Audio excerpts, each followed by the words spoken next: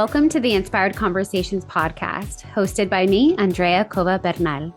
As a college counselor, I'm inspired not only by the incredible students I work with, but also by remarkable change makers in higher education, each with powerful stories of their own. Through storytelling and shared narratives, I believe in the power of connection. Join me as we delve into dialogue and share valuable advice for college success. Hello, everybody. Welcome back to the Inspired Conversations podcast.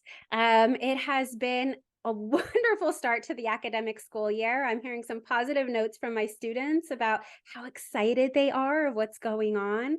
And in addition to that, I also know that there's a lot of changes in the college application world. So this is a perfect time to welcome my next guest for today, Melissa. I'll launch it over to you in a little bit. But before I do that, I just want to remind folks why we're here at the Inspired Conversations podcast.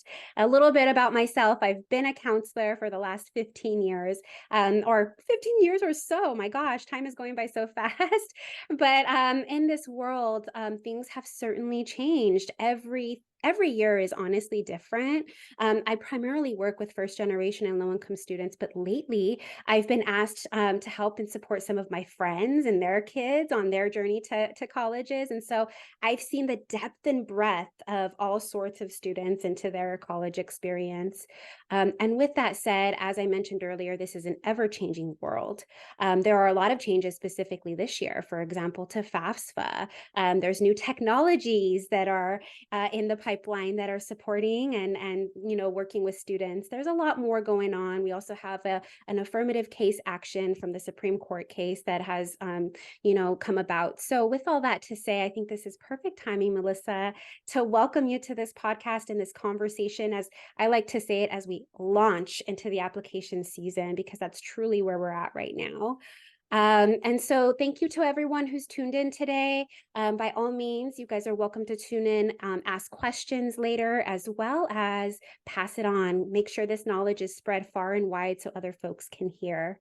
And without further ado, I have to pass it on to Melissa, who I met at a really, talk about networking, Melissa. I mean, Right. We literally met at a networking event thanks to Latina grad guide Valerie and Jennifer Cabrera, academic Latina, who brought folks in this academic world together. And so I'm so grateful for that moment of meeting you. And thank you for being here today. How are you?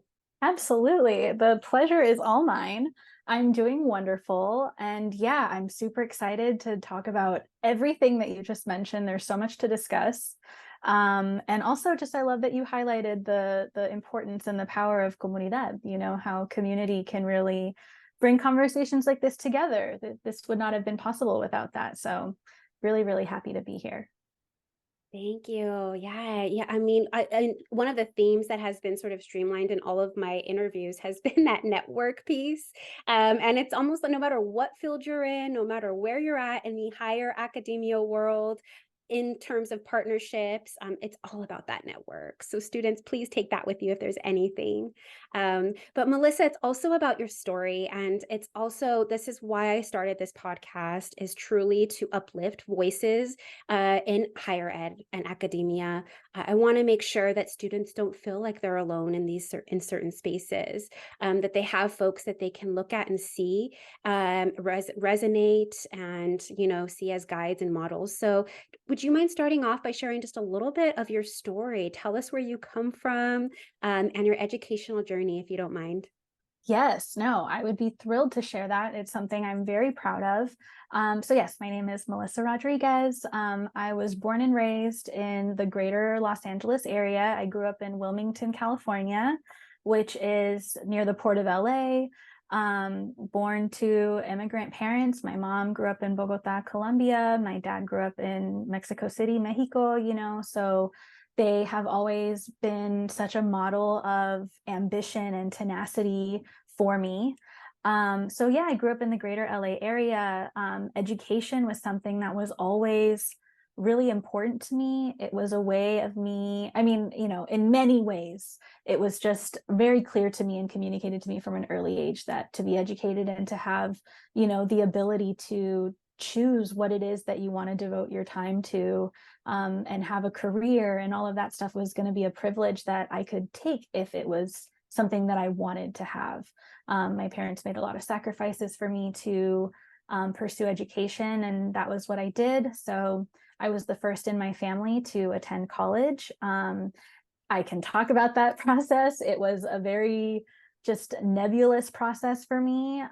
Being first gen, I was enmeshed in that world, and I was in a school where that was definitely, you know, students can go to really excellent schools, students go to very first gen, you know, like maybe like what I ended up doing was staying near my home and doing a commuter experience, right? So I was enmeshed in all of that, but I had a very cursory understanding of the whole process. And even now, like you mentioned, right, things change a mile a minute.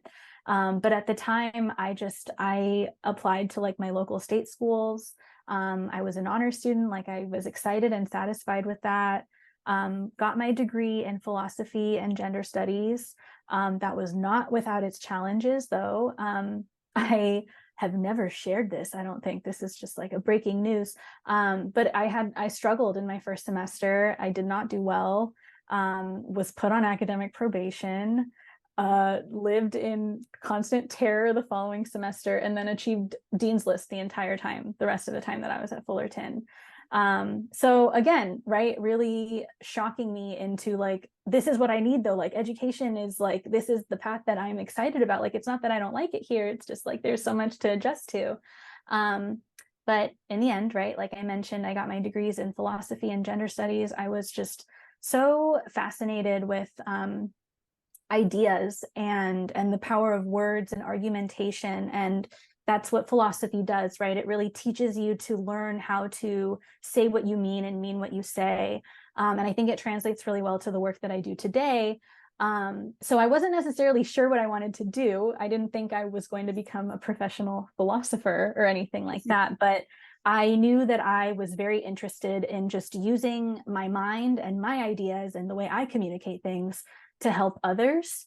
So when I was thinking about what I wanted to do after graduation, I was toying around with, you know, should I do like some sort of teacher programs? I was really passionate about higher ed because, again, I was like, after I learned about what was available and just how much mentorship can matter and all of these different things, I wanted to be that kind of tool and that sort of, you know, that ability to change directions for students or to really guide them to where they need to go. So I did apply to some teacher programs, but ultimately I also applied to graduate school. I applied to one school and it was Teachers College, Columbia University. I happily got in. I don't know, like, again, I don't know why I only applied to one school, and we can talk about those things as well. Because I do have conviction about that, right? Like that was the program that I was truly passionate about. So I lived in New York for a couple of years pursuing my master's. It was incredible. I was able to take classes of all kinds. It was super interdisciplinary, which was helpful because, like I mentioned, I knew I wanted to help students, but I just didn't know how. Do I want to be a teacher? Do I want to work in student affairs?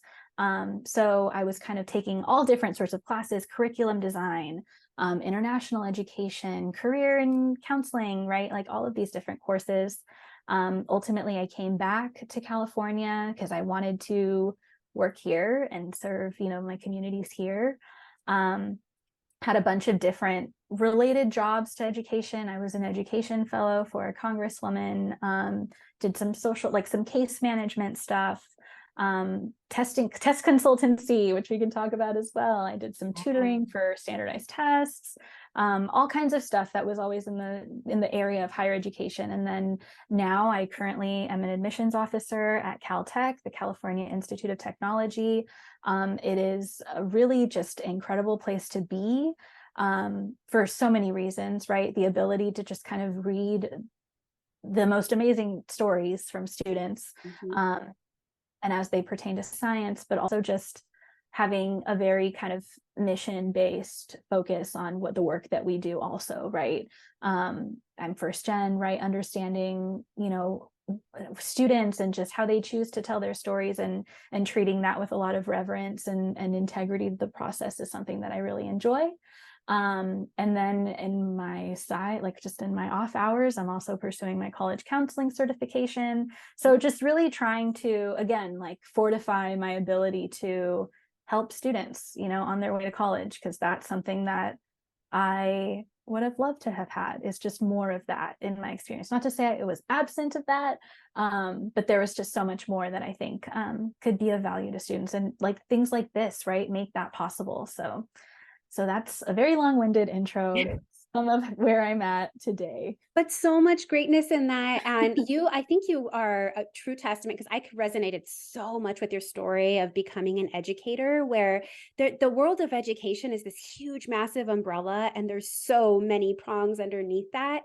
And what I think is so powerful about your story, Melissa, is that you have sort of dabbled in so many little pockets of that, talk about the power in knowing where your students are coming from. I don't know if you've seen that in your daily work, but even just the work I'm sure you did with standardized testing and, Oh yeah. teaching and all of that. So how much of that does that play into your work today, especially as you're reading and seeing students in this community at Caltech? Yeah, it definitely plays into it. You do get like a front row seat of the student experience, right? Going to their home or meeting up with them at the library and just listening to their actual true anxieties and fears about taking this test. And this defines me to certain schools, and that makes me feel bad when my value is attached to this number, like hearing these students and just feel, these beliefs that they're inherently, bad at reading or bad at math because this test is telling them so. And it goes so much more beyond just a 65-minute section or something. It really is something that takes time to build up confidence, right? And sometimes it also just has to do with study skills. It might not even have to do with how you calculate the thing. It's about the pacing and all of these different things. So that definitely gave me kind of a more personal, like just leveling of the whole experience for students. And then of course we talk about other things, right? So students really taking on too many hard classes, but they feel that that's just the only way to prove that I'm worthwhile, like worth looking at. And so all of those things definitely gave me an insider look. And I'm sure with your job, right, like you get to see these students day in, day out. Like I only get to see them for brief glimpses until we get to actually like really dig in and read their apps. But I think that those all of that stuff, like all of that work and all of those interactions really, really matter, I think, because we can either dispel, right, and assuage those types of beliefs, or we can just feed into those. And I think that that's very much what's at the heart of the conversations right now, right, is looking at the attitudes that certain schools are taking towards a decision like testing and stuff. Yeah, thank you so much for that, Melissa, because you just, make me think. I think sometimes our students are so afraid to apply to or push themselves harder because perhaps they think that they don't, the administration or the folks who are reading their applications just don't get it. They don't relate or they can't relate. And that can be the case at many institutions. I think we're just seeing that in general in our society today. But at the same time, at the heart of it are, Melissas in the office. And there are people in these offices who truly get it, who have been there from the beginning, who have seen the foundational stuff and are now reading your applications and have lived through it. Earlier, you also mentioned, I know this is a really big philosophy of yours, is mentorship. And I think that's also a big whammy that hits some of our students sometimes, is that first year of college. I mean, let's talk about transition. There's so much going on. And you were a commuter student, which also adds a layer at Cal State Fullerton. So can you just explain, was there a mentor in your life or somebody in your life that just shifted that mindset for you and reminded you that you belong and you can do it? Yes, I am going to give a shout out to Dr. Renee Braden at Cal State Fullerton. She really just rocked my world academically. I remember in one of her introductory classes, she just was it was amazing. It's hard to describe, but she was just basically like, you all have been taught, you know, to regurgitate things back to me that would satisfy me, and then you earn a grade in return. And like, I'm going to subvert that. And we just like created a syllabus together, and just like, what is it that we need to investigate? And so she's just been always really amazing at uncovering things that I just am not seeing. And she was actually the one who told me to apply to grad school. And she was the one that told me, like, have you looked at teachers college? And I was like, LOL, like, that's funny. Like, no, but also like, that's funny. And she just was really adamant about like, you're gonna apply and I will write your letter of recommendation and you're gonna apply. And just really, so it was just so amazing to get to go to her office and tell her when I got in, you know, because that was just sometimes like, you, of course, it's always good to have that belief in yourself first, right? And then you seek out a mentor to help them believe, like have them believe you and help guide you from there. But I think she was just a really solid example of just like, well, I'm going to believe in you, whether you're believing in yourself already or not, you know? So she definitely was someone who taught me a lot with regards to academia. That can be such a different world, right, than the worlds that I've kind of been a part of, you know. Even just like talking to my parents about these types of career paths that can be like contractual or more temporary, they get kind of stressed out about it, right? Because they're like, well, why don't you just go for like the stable check with the benefits and the perks? You know, when it's like, but I could be, you know, aiming for higher and like da da da, you know. So Renee was someone who's just always been a really helpful hand at helping, you know, talk about like, well, this is kind of a game and this is what you do, and it would probably benefit you to do this and that. And so just slowly, right, you get these little tips. And like you mentioned, right, being in different offices that have different objectives and kind of learning about all of those different approaches to things has been really helpful, I think, and just me being really malleable at how to solve problems or how to look at things differently. And, you know, that's just something that's really effective, I think, to apply in my day-to-day also. Yeah, absolutely. And I think one thing that you just sort of highlighted is, you know, although you are in the admissions office, which is one office at Caltech, right? There are many spaces that students can go to. I just want to reiterate that once you get accepted to these colleges, it doesn't mean that these people are no longer in your life. They're not your allies, or they're not people that you can go to. And I just have a quick personal story about that. I went to Occidental College, and the president of admissions right now, shout out to Mari, I have to give her a shout out. She was the one who was there when I started Oxy.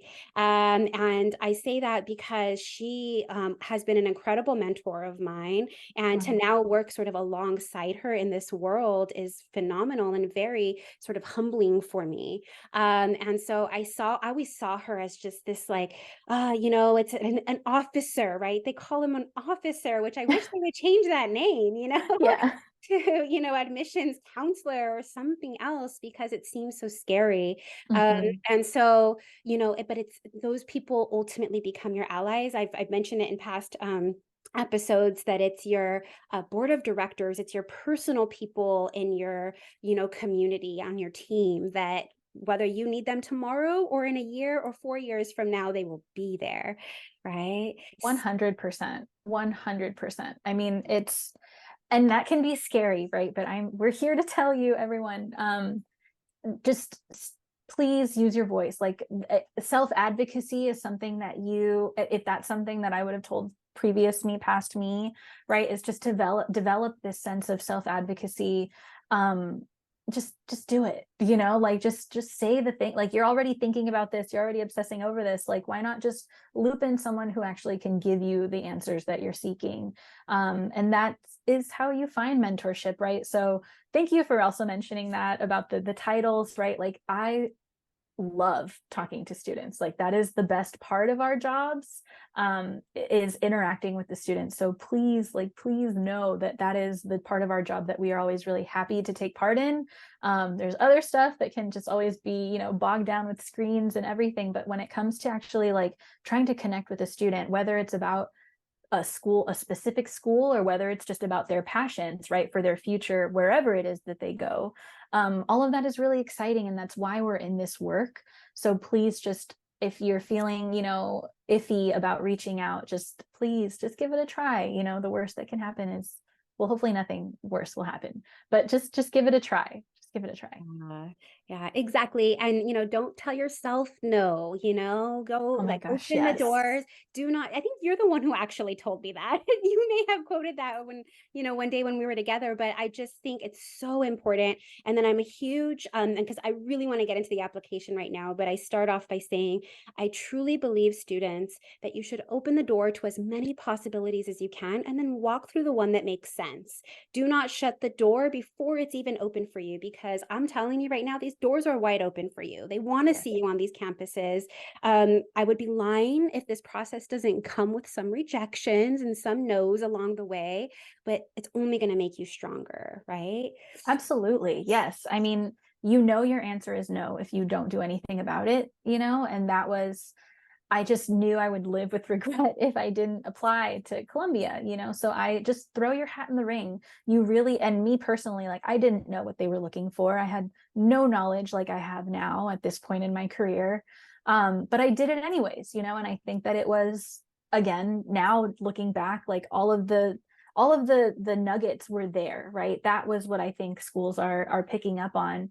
Maybe I didn't have, because I remember it was also just imposter syndrome on admitted student weekend day. The speaker was like, we received letters of rec from you all are very well connected. We received letters of rec from members of the royal family, former presidents of the United States, just listing off all of these things. And I was like, I had Dr. Renee Braden. And that was, like,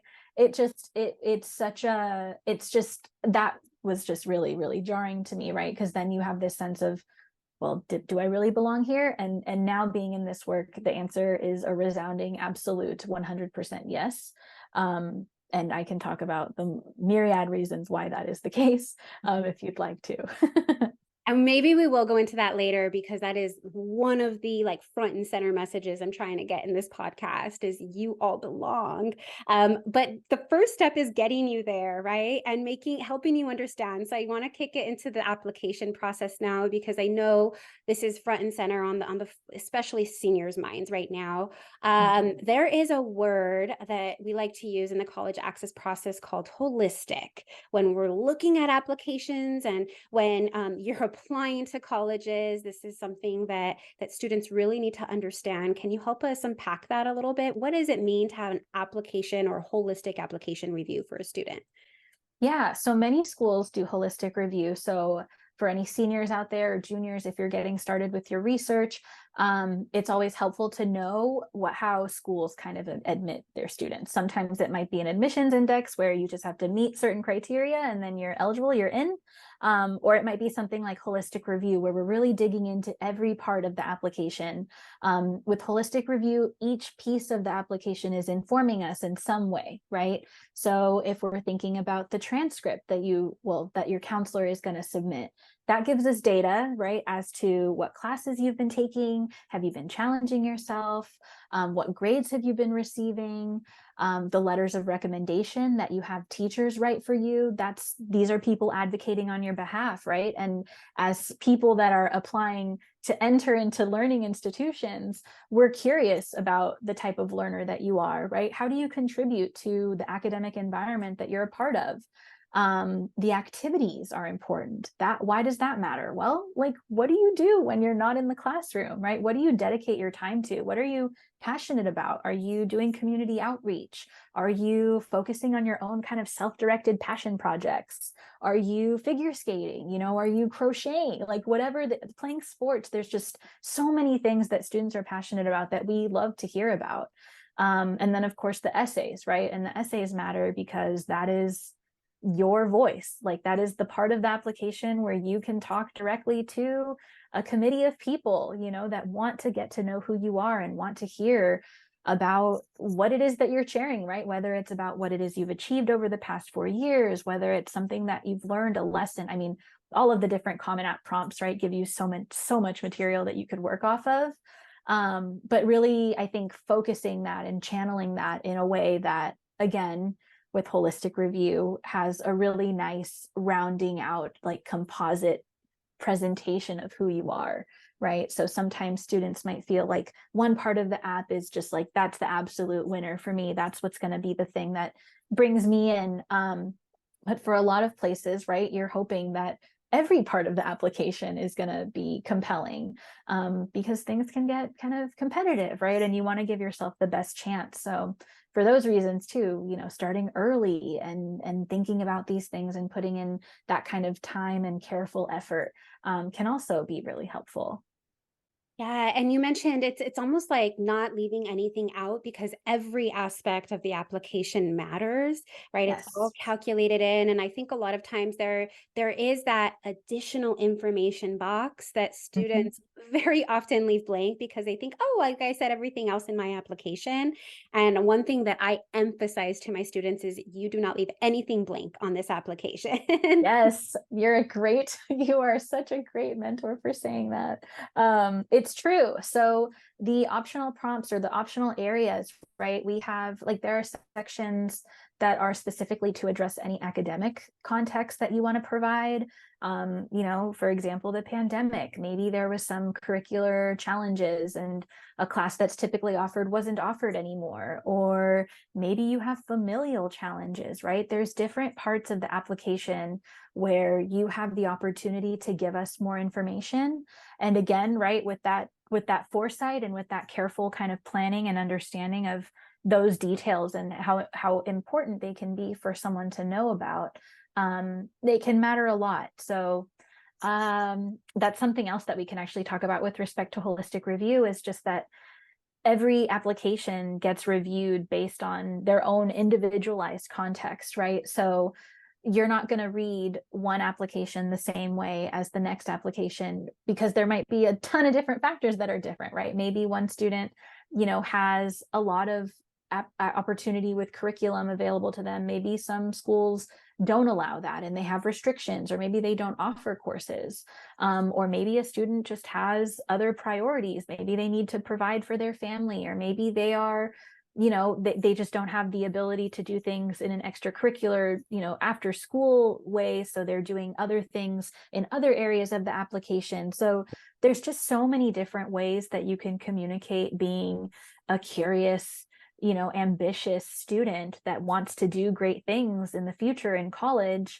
There's so many different ways of doing that, and showing resilience and just kind of strength and perseverance, or curiosity or creativity. All of these things can be presented in infinite ways. So please just focus on, I guess, channeling your own power, right? And elevating your own strengths, because that's what we want to hear about, is just like you, and not comparing you to anyone else, because that's just not how the process really goes. We're not comparing students to one another, right? We're looking at what the student is capable of doing with where they're at, and that's going to look different, and that's going to depend also on what they say. And so I always tell students, like, we don't know what you don't tell us. So think about what it is that you're not telling us, and don't be too humble or too shy. That's something else I would have told my former self too, is just, this is not the time for you to restrain yourself or practice any kind of restraint about what it is you want to share. This is the time to tell us all, because that's all we have is this application, and we know that you're so much more, but we want to get excited about you with what you have presented to us. Thank you so much for saying all of those things. It comes from an admissions counselor, y'all. I mean, and it's so true, because there are other components of the application that we call supplements, right? So it's there are so many aspects. It's like, what I like to tell students is counselors want to, or admissions officers want to connect the dots. And so these are opportunities to help them put all the puzzle pieces together. And one of the most infamous supplements that you'll see, I don't know if Caltech has one this year, but we like to call it the why essay. The why are you selecting this particular college? I like to refer to it with my students as the love letter to the college. You're telling this college why it's them and them only. They can be your ultimate partner in building your life, and it's all about community. And what advice would you give students who are sort of A, trying to identify the colleges that are best fits for them, and then B, trying to highlight those things on your campus like Caltech, right? Like how does that help them stand out? Yeah, so that's a good question. It can get tricky, right? You don't want to just be regurgitating, what our mission is, or just what it is that you might. It can be. You want to connect things. Again, the X factor is always going to be the individual. The X factor is always going to be the applicant. So, of course, we're asking, and I don't think we actually do have a why us specifically. I think it's more of like a why, like if you could choose a major, or we call them options at Caltech, but if you could choose one, which would it be and why, right? So we're curious about kind of like, well, what's making you tick right now with regards to STEM? It might change, but right now, what is it that you want to pursue? But with any of them, right, the idea is, why are you interested in the school, right? There's a reason why everyone is interested in the school, right? But what is it specific to your experience, your values, and what you value in a college experience that X school possesses? And why do you see that being so vividly, like possible at that school specifically? So, because you're right, like it can be very much of a, well, like I heard that the student to faculty ratio is just the top notch, and I want to do things with X professor, and and that's wonderful, and again, that's not to say that there aren't possibilities where a prompt like that might be really great, because that is also true. Again, there's infinite possibilities here, but you want to center it also about yourself, right? Like we really want to get a sense of, okay, like Andrea specifically, like I really see her doing the things that she says she's going to do when she's at Caltech, or when she's at, Occidental, or wherever it is, right? So I think really presenting it in a very individualized way. And I mean, that's ultimately the name of the game too, right? Is being memorable and being unique about the things that you say. Because we just get so many applications that might all sound like a generic thing, and we want a genuine thing, right? So that's just, again, it's hard to say, but I really, really just encourage students to position themselves. It's about you. It's always about the student too. And that's something I try to tell students is, yes, you're applying to college, but once decisions come out, if you get an acceptance, the power is completely reversed, and then all of a sudden we're all clamoring for you to come to us. So there's just a lot more agency in the process that students have than I think they realize. So I'm always trying to encourage them, right? It's not a zero-sum game where you only have one outcome that can be correct at having a good time in college and flourishing somewhere. No, like you could flourish in the Midwest, on the East Coast, like in a different country, like, and I think that's something that I try to tell students about, is really exploring an array of possibilities, right? So that way, when it comes to having decisions and choices, you have lots of really ripe choices to kind of deliberate between. Yeah, absolutely. I mean, and there are so many factors there that, a student should consider when thinking about their best fit. For example, Caltech is a STEM focused institution. And so can you just sort of explain what makes a school like Caltech a little bit different than other institutions that student or liberal arts institutions, I should say too, that students might be highlighting in their college list? Yeah, definitely. So yes, we are a intensely STEM focused institution. We do offer some humanities and social sciences. Students are required to take at least one humanities or social science class a term. So we definitely, and we have wonderful professors too that are just fantastic in humanities. But our main name of the game, right, is being an institute of technology. What makes I think, just our campus really unique, and just offers just such a niche type of opportunity for college experiences. Is part to our size. So we're extremely small. Our total undergraduate student body is less than 1,000 students. So the incoming classes are pretty small. We hover around 235 students or so. But that means that everyone is so tight knit. And it's so true. Everyone, knows everyone. The faculty will know your name. You will know them. You can literally just find research super, super readily. One of our graduates now, she was one of our ambassadors last year. Her phrasing was, it's phenomenally easy to get research at Caltech, just because of how small we are, how tight knit we are. The alumni network is really robust. So if you are certain that you are like very intent on pursuing a career in the STEM fields, especially if it's research focused, academia focused, or if it's industry focused too, typically we see like a 50-50 split within our graduates. Like half of them go on to do some sort of professional degree, and the other half go on to industry. We just prepare students to do really unbelievable things, and just it's just a really, really rich, it's obviously very challenging. That's something else that we don't shy away from that. It's a tough school. It's very high achieving, and you're expected to learn a lot, and it can be quick 10-week quarters and all of that stuff. But if you're interested in becoming a scientist, then you will be among some of the best, and they will train you to do that.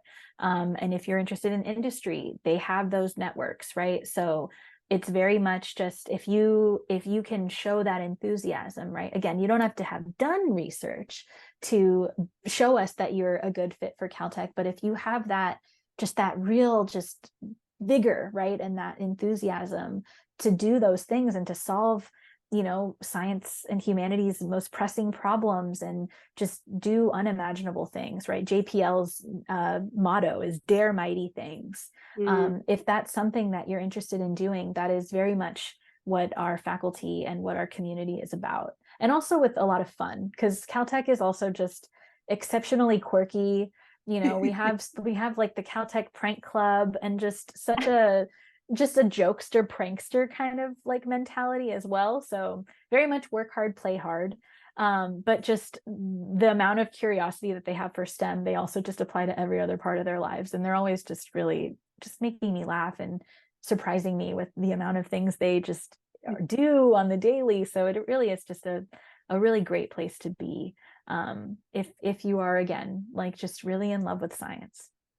That's yeah, and one thing, this is actually leads to one of the questions we got from an audience member. But one thing I also want to highlight is, I mean, talk about full circle. One of my recent graduates from Mount Holyoke is actually doing research at Caltech as her career now, and I just thought it was so phenomenal when I found out that she was, back home in her community, got her degree in I want to say by neuroscience or biology. I can't remember, from Mount Holyoke. But the fact that she's back here, again, you mentioned research is so readily available, Yes. that it's not even just for the students, but it's also for folks who are curious. And one, I think, other misunderstanding, or let's say just something that students think, is that you have to go to a large institution, a UC, for example, to get that research experience. And that is just simply not true at these small liberal arts colleges. If anything, it's a lot easier and accessible for you. At least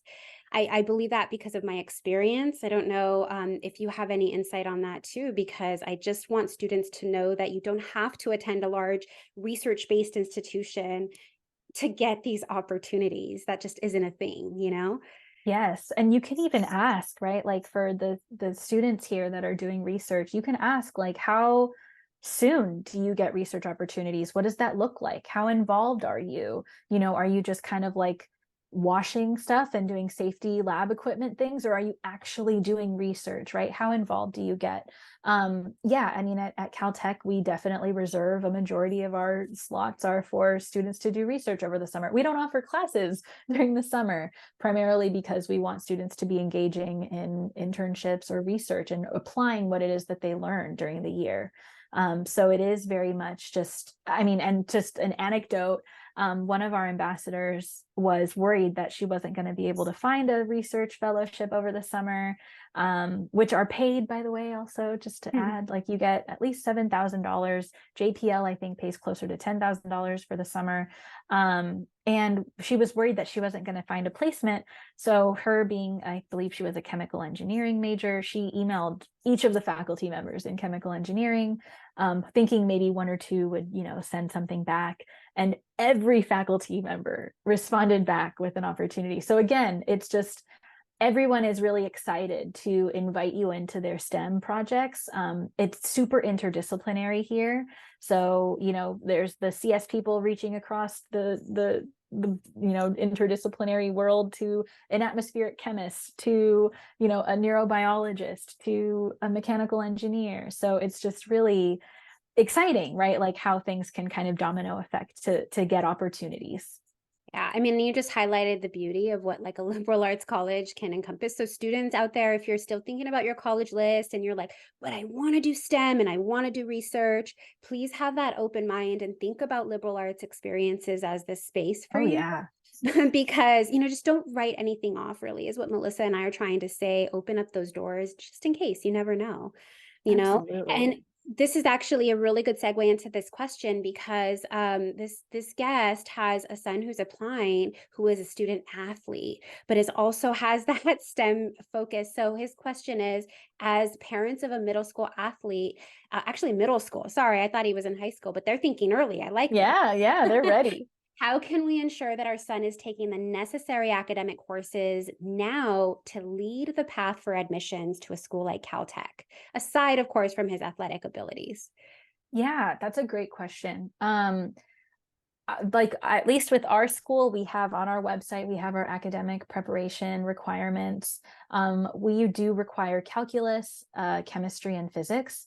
So that's something that we are really trying to be mindful of, is like informing students early on, right, what it is that they're expected to take, just because sometimes tracking and everything can be kind of tricky for students. And so we want to make sure that students know what it is that they're expected to take so that they can kind of anticipate fitting it in somewhere if they're not on track to take it. But generally, I mean, just kind of really digging into, because I know that they're in middle school. Again, we're interested in a student's relationship to STEM. So that might be kind of conveyed in a particular way right now in middle school. But we're also going to be curious about what it is that they're doing from 9th to 12th, right? So this is important in that it can cultivate their interests and maybe guide them to certain paths. But ultimately, we're also going to be really interested in knowing, in the current applicant in the future, what they will have been kind of involving themselves in. And again, just to kind of touch on the athletics and just kind of holistic review, we understand when things have big demands, right? Time commitments.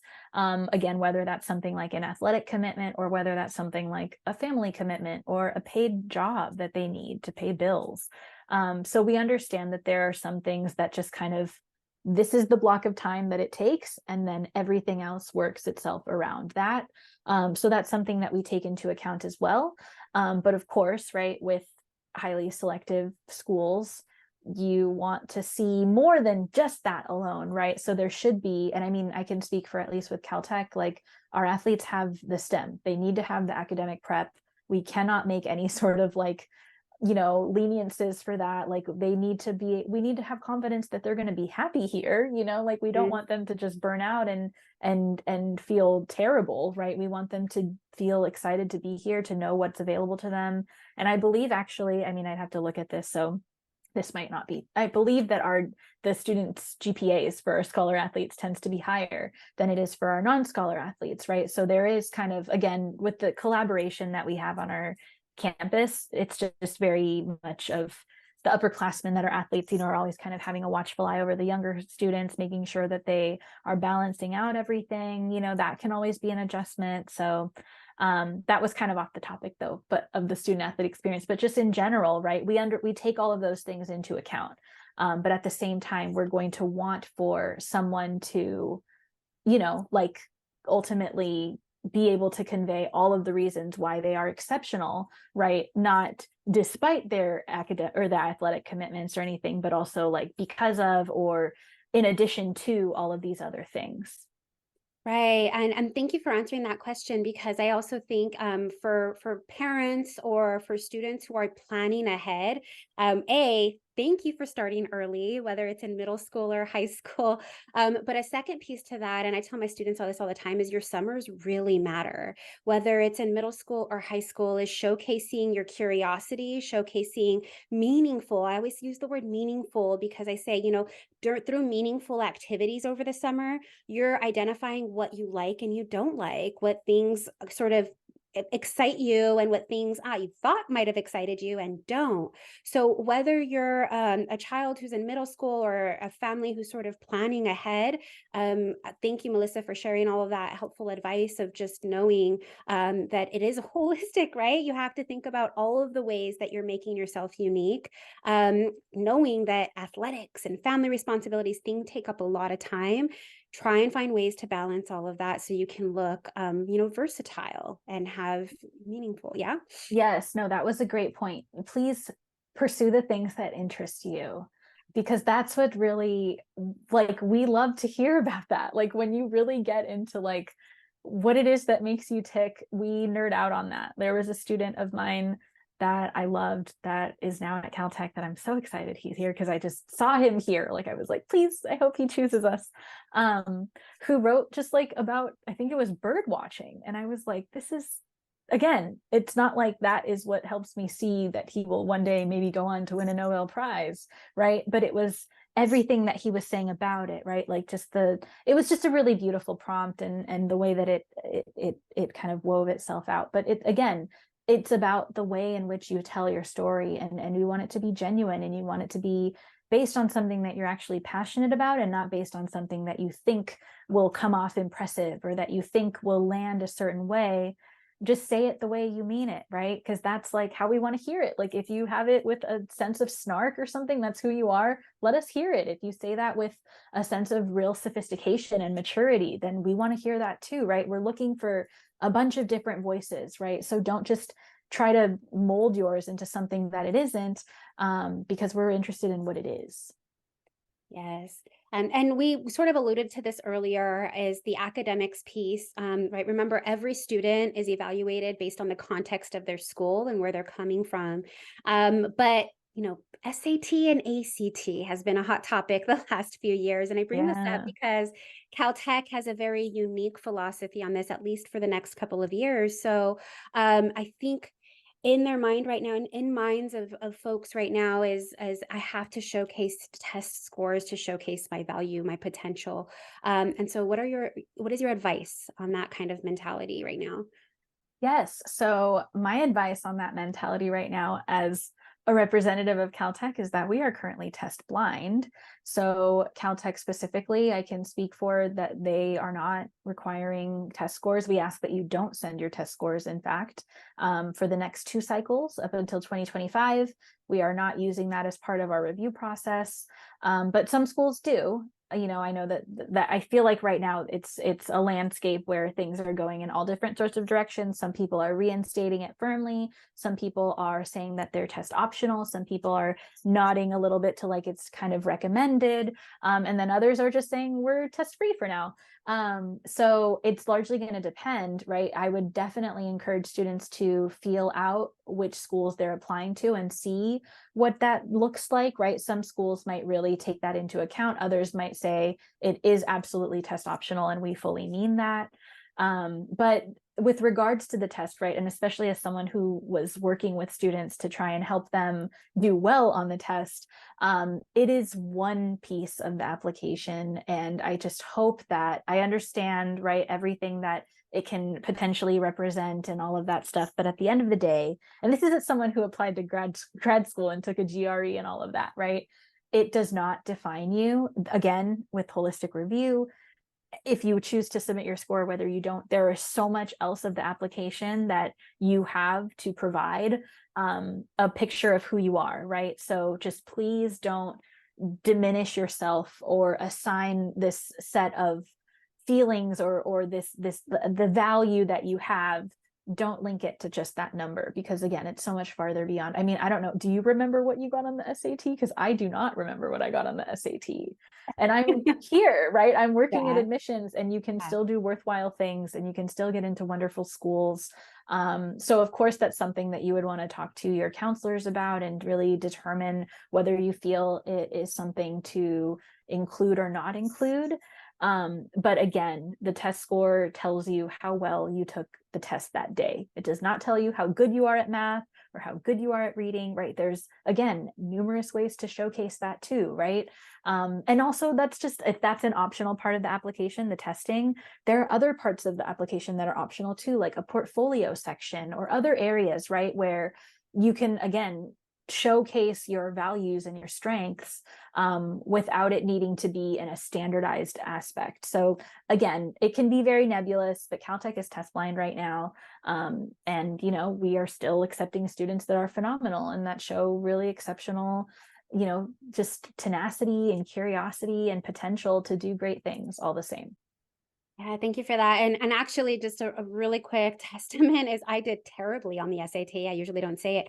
I still got into Oxy, y'all, and my Yes, dream, you know, dream, dream school. But again, it's because I had that sort of guidance to say uplift your voice in other aspects that test does. And this was in 2004, y'all. So this was like when testing was like a big thing. yes, And so it honestly is, again, it comes back to uplift the voice in all of the other aspects of your applications.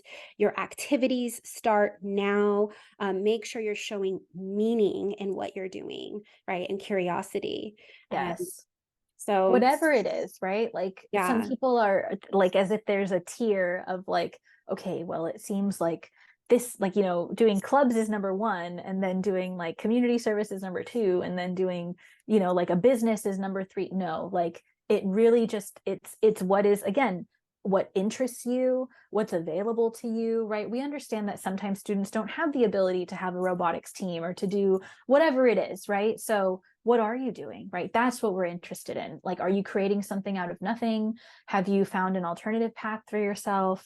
Again, there's just so many different ways of exploring what you want to do in life, you know? So just leaning into that, and again, just suspending this idea that it has to look a certain way, because it doesn't have to, right? Like, yeah, like you said, like I applied to Columbia. Did I know I was going to get in? No, but I felt like I wanted to know if they, you know, saw that I could do it, and they did, you know. So again, you don't know what might happen.